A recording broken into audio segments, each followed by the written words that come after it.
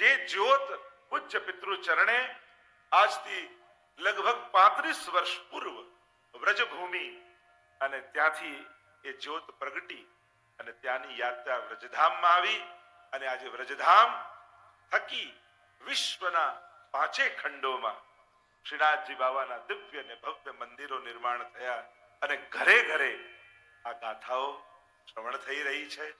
પુષ્ટિ ચેતના પ્રગટી છે. હજારો લાખોના ઘરે પ્રભુ બિરાજમાન થયા છે અને ઘર ઘર નંદાલય બની. આ વ્રજધામની વૈષ્ણવી સૃષ્ટિને દેન છે.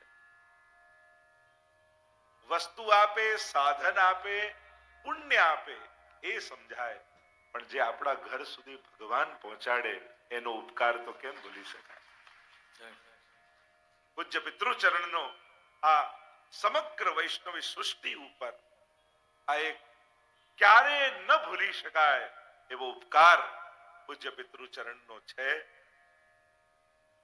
આપના માધ્યમ થકી, આપની વિચારધારા થકી, આપની આજ્ઞા થકી આજે સમગ્ર વિશ્વ વૈષ્ણવી વિચારધારાથી રંગાયું છે.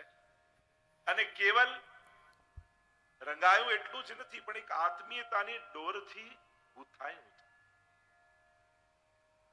આજે એ નિત્ય લીલામાંથી વિખરાયેલા પુષ્પો આ ભૂતલ પર પડ્યા એ તો સાંભળ્યું, પણ કોઈ ફૂલ અમેરિકા પડ્યું હતું, કોઈ ઓસ્ટ્રેલિયા પડ્યું હતું, કોઈ આફ્રિકા પડ્યું હતું, કોઈ દુબઈમાં કે યુએઈમાં હતું, અને ક્યાં ક્યાં વિશ્વના ખૂણે ખૂણે જે નિત્ય લીલાથી વિખરાયેલા ફૂલો હતા, પૂજ્ય પિતૃચરણે એની એક માળા બનાવી અને ગોવર્ધનધરના કંઠમાં ધરાવી છે.